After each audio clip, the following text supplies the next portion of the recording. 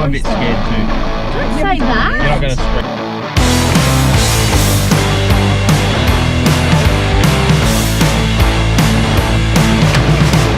There's a place I have never been, on the cover of a magazine, alright.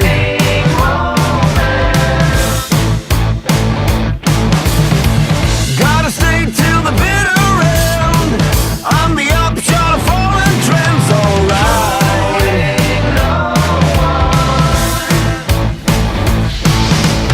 Is it time Alright guys, well we're here in Melbourne at the 4-wheel drive show and we've run into Jack, mate. Long time no see. It's been a few months. We're in the dmax show last Yeah, night. went for a ride on 2 wheels and maybe we should do the same thing again today. I will be down for that. But right now, we are going to have a look at some of the craziest cars I've seen. I mean, I've been to America, I've seen some crazy shit. Yeah, but, yeah. You know, like in Australia, this is unseen, really. Yeah. So what have we got here? How did they start? Run us through modifications and whose crazy idea it was. And Well, so basically, yeah, we were at a 4-wheel drive show last year and my boss Wayne said, oh, the guys at Toyo Tyres want to put these really big muddies on it. What are your thoughts? And I'm like, oh, pretty big, but surely we can make it work somehow. And next minute I'm driving down to pick up a couple of cars, brand new so it started LSTs. with the tyres. Yeah, started with the tyres, and then we bought the cars from Isuzu, and then thought, oh, I'd put this tyre on. It's like actually there's a bit of work involved in trying to make this thing fit. Bog stock dmax and MUXs. They were brand spanking new, top of the range, LST, MUX and dmax. Yep, brand new. Well, they're a little different now, so I guess run us through what you had to do to make them fit the tyres. So that seems to be the only goal here. Yeah. So basically, obviously, the offset of the tyre is quite wide, so we needed to build all custom guards to house the tyres. So steel guards, bumpers, front and rear, are all aluminium, all handmade, hand fabricated. So there's plenty of hours of welding and grinding and painting that. They've got active winches front and back, so all that stuff works. They're lifted like 7 inches or something. It's a gigantic lift kit with diff drops. Diff drops, correct? Yep. So we have to make all that work for CV angles and everything. So it's got standard shafts and all that jazz in it. Standard diffs. Standard diffs. Standard ratios. Yep. And so no problems turning these 38s. No. So we basically the main work we've done with them is in low range. So we've done a bit of 4-wheel driving for photo shoots and stuff. And yeah, low range, and they just crawl up anything in there. I guess the speedo will be out a little bit. Yeah, probably. I haven't really checked it on the road, to be honest, because I haven't driven them on the street. But I got a trade plate in the car, mate. You want the keys? And yeah, installed 4-spot brakes all round on them. So that's a custom build there, and the dmax, we've converted it to a coil sprung disc brake rear. So that's got the rear that came with. Correct. So the difference, I mean, between a dmax and an MUX, obviously the most notable difference is the fact one's a tray back. Yeah, and that's a 7-seater. Yep. These have a leaf spring rear. Yeah, because normally obviously you put weight in the back of them, and they can carry a slightly heavier trailer. Yep. So we've just converted that because clearly there's no tow bar anymore. You're not putting much in the back of that ute. It was a tow bar. The caravan's going to be dragging along the ground anyway. So it just improves the ride a little bit, and yeah, helps in the off-road stuff, and yeah, we've mostly met the bonnets are fairly extravagant, and the engine, no extra power mods. No, standard everything in the engine bay and transmission wise. So yeah, we have great success with the engines, and we punish them in the precision driving cars. And yeah, well, I am keen to see some of the off-road footage that you've got of it. So to do all this, I mean, the rear end, the multi-link suspension, is that the standard suspension just modified? So yeah, it's all different lengths. It's actually like obviously we made brackets up and stuff to drop everything down, so the arms and stuff are all operating at equal lengths, and it all works. I had to extend brake lines, extend all the ABS lines, breathers, the whole lot, obviously, because it's such a big lift. Yeah. But for example, we drove these into a river crossing when we were doing the photo shoot, and the water was up around the bottom of the doors. And that would be well over the headlights, yeah. So we had people on the live stream asking why there's no snorkel. If you need a snorkel in this thing, you're floating down the River Murray. There's definitely not a requirement on these cars, but yeah, they just seem to do everything we want, and we're quite happy with the finished product. Gotcha. Wheels and tyres, what are they? So they're a method wheel. They're a 20-inch and obviously a Toyo mud terrain 38. So it's a massive mud terrain tyre. Factory, what are they, 30, 31? Like just something like Yeah, they're a 17-inch wheel, or 18-inch wheel, sorry, on an LST. So we use the 17s on our LSUs for the two-wheeling stuff, but they come... overall diameter of the factory ones wouldn't be more... Yeah, no, they're put in next to each other. When we first got the wheel sent to us from Toyo, they arrived before we'd done anything to the cars, and I sat one next to a car and I thought, how is this going to fit? Like, it was bigger than the circumference of the guard. So wider is this car? Yeah, they're like 2.4 metres wide. 2.4 metres wide. Yeah, they only just fit inside a semi-trailer. And it's quite a weird feeling because you're driving them and it feels like you're driving a normal car until you look out the mirror and you can just see how wide they really are. So you've got to be quite aware of your surroundings when you drive them. And off-road, found them pretty capable. Yeah, and they're quite softly sprung. Yep. So they seem to, they got really good articulation. Front, live rear, correct. So we put them through some pretty big ruts and stuff in the photo shoot. Yep. And we actually were picking wheels up in an extreme rut where you wouldn't drive anything near standard through, and it was still picking a wheel up, but it's a big hole like it was driving through. And the ABS system, how it works, the traction control, it just locks the wheels that are spinning and puts drive the other wheels, and away you go. No, because we just extended the standard wiring harness, and the computers just work it all out themselves. So that's impressive. yeah, so it's good. It's quite challenging building them though, because obviously the bumpers are solid mounted to the chassis, and the bumper and like the bodywork moves on the chassis. So it got a bit complicated with like the MUX rear bumper because it's normally on the body, but now we've mounted it on the chassis. So there's a lot of scratching heads as to getting flex. So this bit here will actually... That moves, yeah, so it's designed to do that, but it was quite challenging to get your head around that.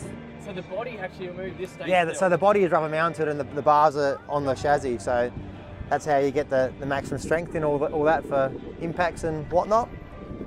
Now, why don't we see you doing two-wheeling in these ones? Centre of gravity. We might do a few photo shoots with them first.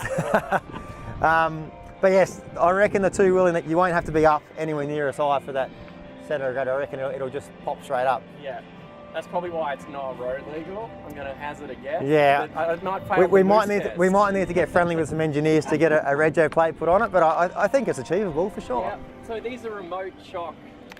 Remote canister shock absorbers, one it looks Yes, like. sure. Just to get a bit more fluid for the shock, so you can control all the movement. We just put a stainless straight pipe on it. Still runs the twin exhaust. Yeah, still runs the DPD fluid and that sort of jazz for the engine ECU. Yeah, and this rear winch setup is so it's actually got a separate electric winch at the back. The two winches. So each car has a front and a rear winch. They're just a Bluetooth operated winch. So I haven't had to use them yet, but they are fully operational. How long did it take to build them? I picked them up early January. Wait, you did this year? Yes, early I'm still January. waiting for my Toyota. Isuzu, mate, that's your problem. So yeah, early January we picked them up, and obviously it took a while to get tyres and stuff. Yep. Because they all come from overseas. And lots of time and effort in trying to go from CAD design to reality. So that's where most of the work has been. And then all the final bits of fit out. So making all the side steps, they're all handmade, you know, and making the fog lights fit and all that sort of jazz just takes so much time That interior to do. you said factory? Factory, so they're a full leather interior Heated for seats? both these cars. No heated seats, but Mate. not required. It's great. Yeah. But it's they're actually still a brand new car. This car's only got about 300 or 400 Ks on it. That one doesn't even have 200 Ks on it yet. So We should change that, mate. We really need to take these out. take them for a no drive. one's going to stop Yeah. Nothing will stop them. So do we know how much they weigh by chance? That is one thing I don't think we've actually done. Okay. But it shouldn't be much. I mean, there's extra the wheel and tyre package is fairly heavy. So yeah. so I remember picking them up from getting fit at the tyre shop, and I'm glad the ute that I had a tailgate loader, because I had to put them on there, put them on the old tailgate loader to stack them up, because they are fairly heavy. And now, when you went out bush, did you have a jack that could lift the cars if you had a problem with a tyre? I see you've got spare tyres. Yes. Do you have a jack? Well, we have a factory jack, and you probably could fit that under the diff mount somewhere and just get one wheel up at a time. I don't reckon we'll have enough travel to extend the suspension. So you didn't even take any recovery, you know? They're Toyo tyres, mate. They're not going to go flat. We don't worry about that sort of stuff. Gotcha. Height, how tall are they when you're going in underground car parks? I've got it written down, but I can't remember off the top of my head. They are wide. Yeah, I'm really good with widths, but they are very high. Yeah, I mean, I'm going to say close to 3 meters. What am I, 6 foot? Yeah. So you're almost, on yeah. me. They're like that, yeah. They're at least 20. I reckon it might be 2,500, close, yeah, a bit higher maybe. Where'd you take it out to when you went off road? We went out near the Wombian Caves down the Southern Highlands. Yeah, you went through the water crossing. Went through a lot of river crossings to the point where Scott, one of our bosses, was driving this one, and he just drove, like there's a river crossing, with a track through it, and then he just turned right and just started driving down the river. And we're like, is he going to come back? And he's just sailing along, and it's getting deeper and deeper. I'm like, he's probably got it. How far did you get it up to? Like it was at the bottom of the doors. Which is, so the tyres were almost fully submerged. I need these videos, mate. Yeah, I needed it was a, and we were driving the standard dmax and MUX through the river crossing on the track. Yeah. And he just went off into the river, and we're thinking, we can't really even recover him if he gets stuck, because we can't go out there, and I don't really want to go swimming. So well, he's the boss. He's all by himself. Yeah. He's allowed. Dare I ask how much they cost? Ballpark. That I don't know. And probably they'll never tell us. Yeah, that's our boss's scenario and their issue, I think. And I know we bought the cars, and then I guess like most projects, all the costs spiral out of control, don't they? I don't want to know about Yeah, it. so no one talks about money when it comes to projects. I don't talk about money when it comes to rallying, because you think, hey, someone else is on 2 wheels, they've stolen your job. Yeah, well, that's good. I might have the afternoon off now. All right, mate. Well, thank you very much for running us through all that. No worries. And next time, hopefully, we'll be inside the cars. Yes, going for a run. Yeah, two-wheeling through the we'll go bush. Park. We won't worry about the ramp here. We'll just go bushing them and go and have some fun. We'll find the botanical gardens. Yeah, that's the go. See you, mate. Thanks, mate. Have a good rest of your weekend. We'll do, you too. Thank you. Okay. Oh my god, I'm already freaking out. I didn't feel good.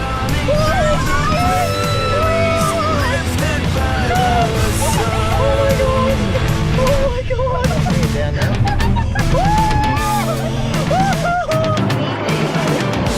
Yeah.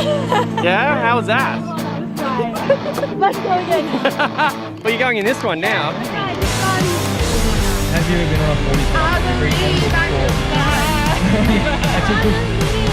That's a good song. Take a trip down an easy street. I'm a bit scared too. That's where all the losers meet. Alright. You ready? Bang their heads on the concrete wall. For easy access to double walls. Alright.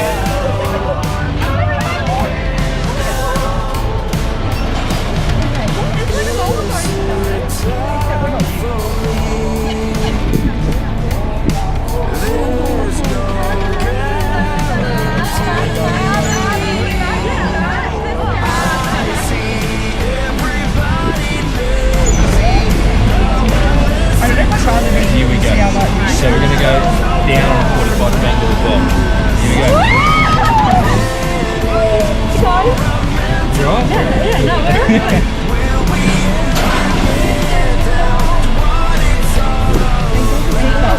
They work, see?